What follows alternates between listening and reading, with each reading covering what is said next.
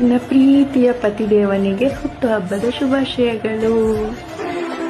ಸಾವಿರ ಸಾಲು ಬರೆದರು ಕೂಡ ಸಾಲದಿ ಮನ ನಗು ಬಣ್ಣಿಸಲು